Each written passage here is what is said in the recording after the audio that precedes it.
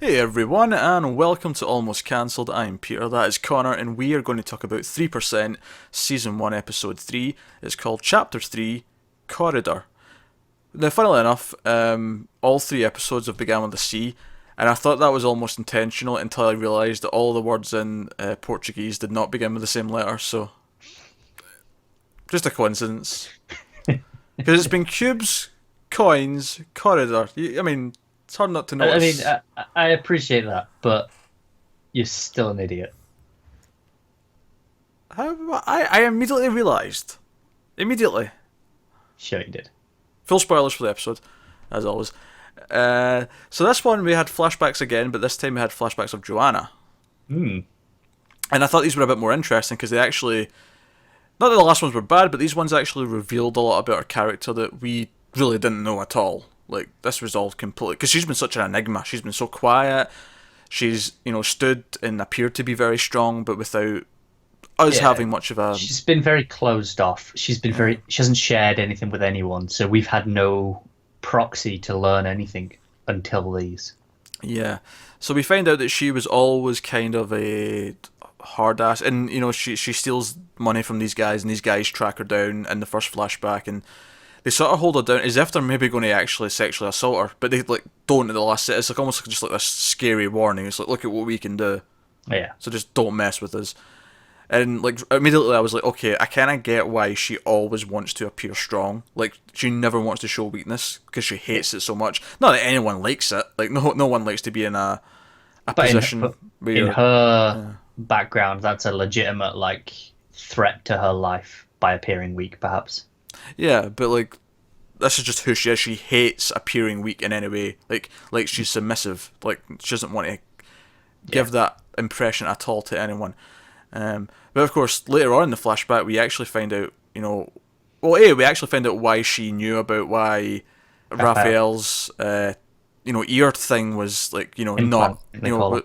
was fake. She knew that was like a black market job and not the official registration process because she'd also had it done. And I thought it was a nice touch because I don't think we needed that to be explained, but it was still a nice little thing when it came up. I was like, oh, right, okay. Yeah, yeah, That makes sense why she knows that. But the reason why she never cared about it before, but why she's been into it is because she accidentally shot a kid. yeah. That's pretty Specifically, dark. specifically the gangster who like sort of chased her down earlier, his kid specifically, Yeah. or one of Kind their of like kids. I think it was the mob boss. Yeah, well, one of their kids. Because she's in stealing their stuff again. Like she's doing exactly what she knows is going to get her into more trouble. I can't remember what his name is. It began with a G, but I'm pretty sure he was like the boss man sort of thing. Yeah, he was the head honcho. Yeah, But she gets scared at one point, like she gets startled and turns around and shoots right away, and it's just she kills this kid, and it is pretty dark. it Uh, is. and I think it obviously ties into the test in this episode, which is, as the episode title would give you, as a corridor. Uh, but it's essentially like Scarecrow from Batman showed up with his fear toxin and sprayed them all. Pretty much. That's what I thought it was too. Yeah, that's what it reminded me of. But they all. So it seems pretty simple. They just have to cross this corridor, get to the other end as a team. All of them have to cross. But they get sprayed with this gas, and they all start seeing their worst fears. Michelle starts like thinking that people are asking her about, her friend that she killed. Raphael's hearing you're a cheater. They're all hearing different things. They're all seeing different things. And Joanna does get affected, but she seems to snap out of it a little bit more than the rest. And actually, and funnily enough, given that she's the one who shouldn't have advanced from the last round, is the one who ensures that they survive this time. This is becoming a trend because it It is, happened isn't with it? what's his face, Raphael, last episode, Yeah, where he shouldn't have been in that test. He should have already been kicked out, but he's yeah. the one who got them through it. It is amusing. I wonder if that's going to continue. Well, it's a pretty clear message when you think about it. It's like, okay, some people aren't good at certain things, but the next one they might actually be the best person for that job. Yeah. We all have different skills and different strengths, and so. But so I thought this one did a really good job of giving us a side of a character who, at this point, has been an enigma. Yeah, Like, definitely. and seeing her actually break down when because the gas like effects are still there, afterwards because they get taken to their bunks. Which, by the way, implies that the first two episodes plus the first half of this one were all in one day. Because they even say when they go in, "Oh, this is where you'll be sleeping," as if they've not Yeah, I was a little bit confused at that because I thought at the end of the second test, after the murder mystery, that they said, "Oh, we're running late for what was supposed to be tomorrow's test, so we Yeah, need to." the corridor is the tomorrow test. Yeah, That's what I but thought too.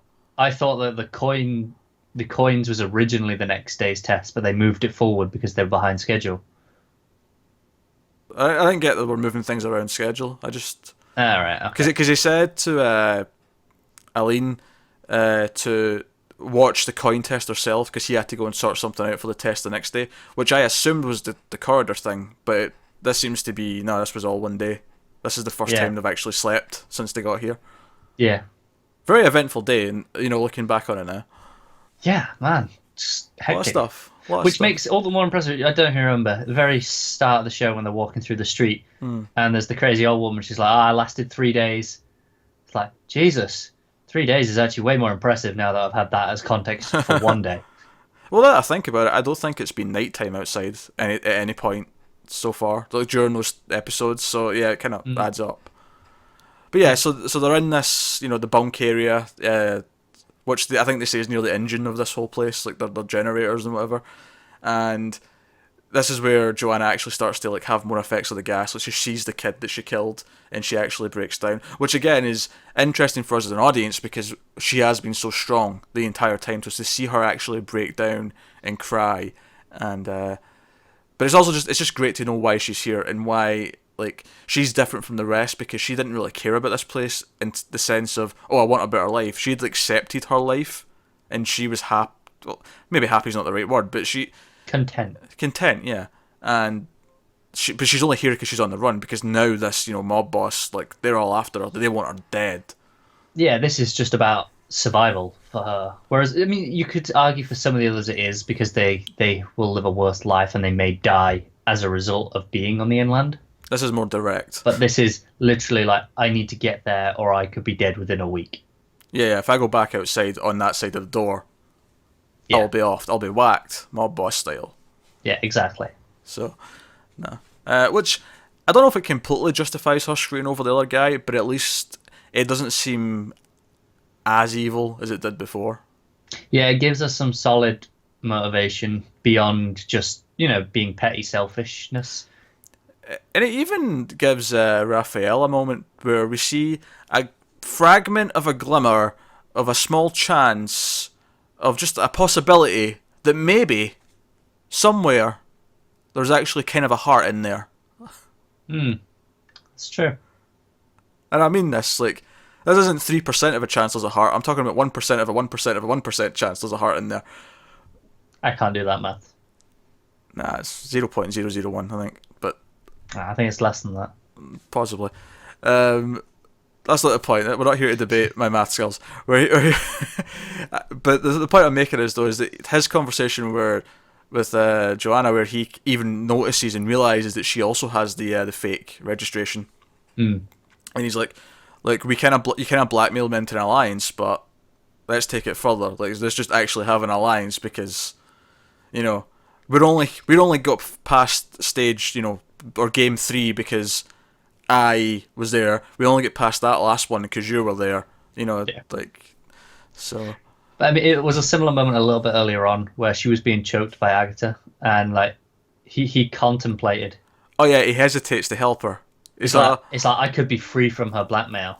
yeah, he stares But then and he he's not goes going in. to do it. Yeah, and he jumps in and saves her, which again I like it. It's character growth, and it's funny that they see each other as like allies now because it's like they both recognize that they're both just surviving. Like it's not like they can respect that in each other. Yeah, for them, it's not about improvement of life. It's more just survival. Otherwise, in the episode we had Michelle and Fernando bond a little bit more. That's one way of putting it. Well, they end up kissing actually. But what I thought was interesting though is that they don't just kiss at random. She kisses him to shut him up. Yeah, I noticed that. Yeah, because he's asking quick. Because he's like, "Oh, I thought I heard you in the corridor say something about your brother." When she's delirious, she's on the gas and she's saying things she's not realizing she's saying. And she, after he asks about it like twice, she just goes in and kisses. And they actually they seem to get into it. It's not like she's she doesn't seem awkward about it. And when they're talking later in bed and they're kind of holding hands like across the bunks, it was actually kind of sweet. And what I really liked about it, but specifically the kissing, the first kiss, is they're at the corner of like a. It's almost this place where they're sleeping. It's almost like a container area. Like, you know, if you buy like a container, Yeah. kind of thing. It's just like rows of them, and they're at the sort of the corner of like a T shape sort of in the hallway. Yeah.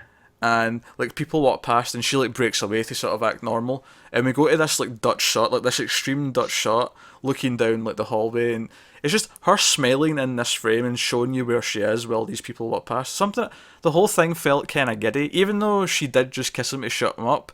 There was kind of a playfulness to the whole thing that made it feel a bit more genuine. What's the thing? Like, her motives for that particular moment were clearly not the right ones. But we have seen them bond over these last few episodes. They have been forming a relationship that didn't feel completely unnatural for this to happen. Oh, no, it didn't. We even said in the last review they had chemistry. Like, we were enjoying that chemistry. And I actually kind of liked his reaction, where she went to apologise and he's like, no, come here. Like, we're not done. So so that was well appreciated. But that said, I think it's going to come up again, and again, it's going to cause more heartbreak when he eventually finds out. But there was another small moment actually, just to sort of reiterate their like stances on the process and all that stuff, where they're talking about the gas or something like that. It's Agatha. She's still like affected by the gas, and Michelle thinks she should get like medical attention because she's still kind of extremely reacting to it. And Fernando just says, "Oh no, it's trust the process. They know what they're doing." Yeah, I think he says, he's an offshore agent. He knows what he's doing." Yeah, and she's like, "Yeah." But, like it's just, she's not convinced, is she? It's just reiterating that he does not question it, and she does. Yeah. And it kind of ties in as well to the whole, like, we're getting like little tidbits of this investigation from Aileen and Ezekiel, because we see him on the communication tablet, the phone call, whatever you want to call it, with his superior, and she's talking about how Aileen's group that want her to like catch him and like get him out, they want to like change the process so it's like not as like strict, and it's a lot more free flowing. It almost feels like a conservative versus a liberal kind of thing. It does, doesn't it? Like, maybe that's kind of where we're touching on here. Like, this is like an ultra conservative method, and the liberals want to come in and like free it up and let other people in. Which is interesting, because that would paint Aileen as like the liberal, which typically in media is portrayed as the good guys, right? Yeah. And I think it's interesting that she doesn't necessarily come off as a good guy. I would argue that neither of them really do. Like, I think... Because obviously we've got the cause, and we've got Michelle as a mole for the cause, and at least from the perspective of her being the main character, at least the closest thing we have to a main character, because it is kind of an ensemble. Like, they're the good guys, at least you would think, to begin with. That could be a red herring, that's a fair point. It also makes me wonder if at some point Michelle will run into Aileen, or she'll find out about her, and because they'll realise that they've kind of got similar goals. Yeah, I suppose. I don't know. Some sort of uneasy alliance might form. I don't know. I'll just say, on the point of you saying, she's the main character. Obviously, now we've had her episode, and then we got Fernando. Now we've had Joanna's. Do you think it's going to shift? Each episode will be like one of the group?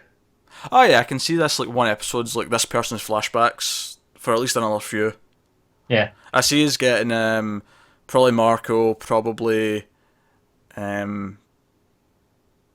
Weirdly, I'm not sure we need Raphael. I feel like he's explored quite a lot in the present through the context of everyone else. Yeah, I guess I'll see it happening though, and maybe we'll get a sense of why he's such a dick. Yeah, that's true.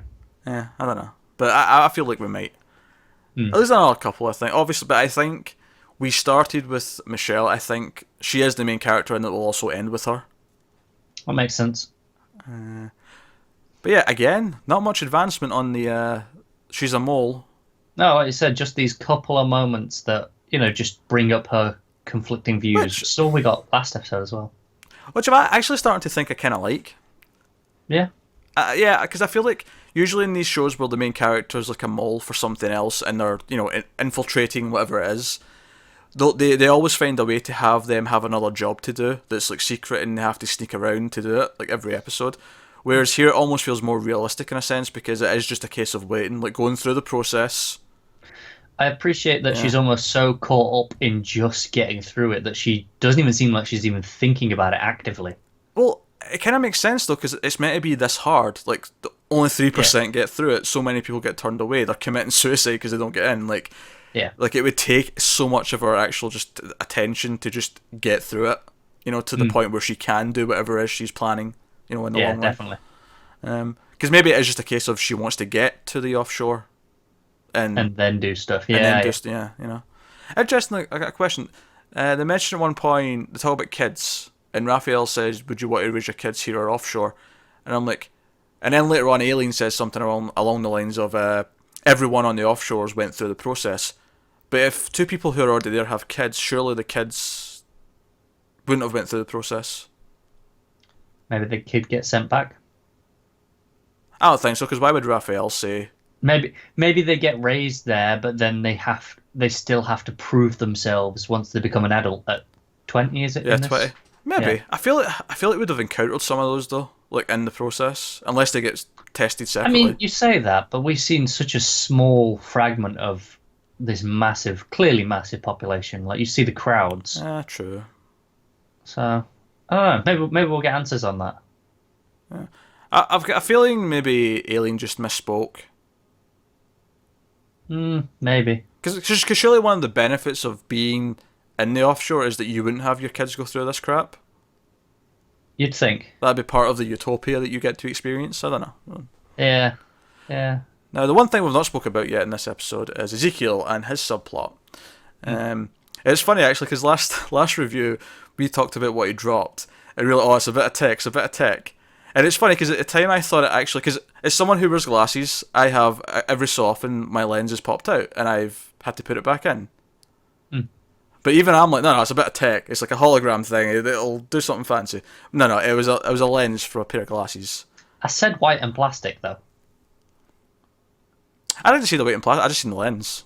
Fair enough. I remember them picking up the lens specifically. I didn't see the frame. I'm sure I saw a glimpse of the frame because I don't know why else would I have got white plastic in my head. Maybe if I'd have noticed that, I might have got what it was. But of course, we were speculating a couple of things as to why he was there. One of the things we said was that he was visiting someone that he'd left behind. And while that seems to be kind of true, I don't think either of us were expecting a kid. Not entirely. It crossed my mind as a notion, but no more than anything else that crossed my mind. Because this feels like it's more of an illegitimate son that he's got. Yeah, definitely. Whereas we were thinking it was someone he left behind from when he went through the process, so it would be like a brother or sister, parent, whatever, someone who was around at the time. And sure, you could have a really young brother, but... No. Yeah, it'd be weird. It'd be different. Yeah. Because he's not that young either. He's a middle-aged man, so... Yeah. But, so we see this kid who sneaks into the compound, and he sneaks him some food, and he gives him his glasses, and he's fixed them. And he explains to him that he can't come and see him as much as he used to because he's been investigated, because there's higher security. And again, it's funny because so many of the scenes we've talked about with the guys doing the tests are so tense. The most tense that this got in this episode was a scene with him because Aileen comes to his room, and the kid has to hide round the corner. Yeah, when Aileen knocks on that door, and you just see him panic and rushing behind the corner, and he goes so quiet. He's barely audible. That it's so tense immediately as soon as she walks in. I love how smart he plays it though. He doesn't let on at all there's anything to hide. He just casually sits down in the chair and makes small talk. Yeah, and even when she questions the multiple plates, he plays it off as, "Oh, is that how you're going to start this? Questions already," sort of thing. Yeah. Well, I think she will assume that there's a woman here, or there was a woman here. Yeah.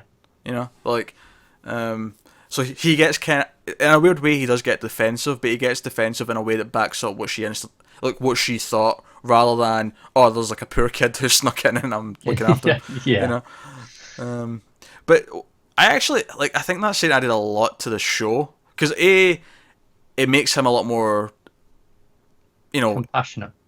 compassionate, but just layered. Like, because there's more to him now. Like, he has this other side to him where he is sympathetic to these people because he has a connection to the inland. He has this person, and I'm sure we'll get more on that as the season goes along. But it gives us that. But like you say, compassion. When he's talking to him when they're both eating, and he even eats with his hands as well to make him feel. Because the kid clearly doesn't use knives and forks. He's not used to it.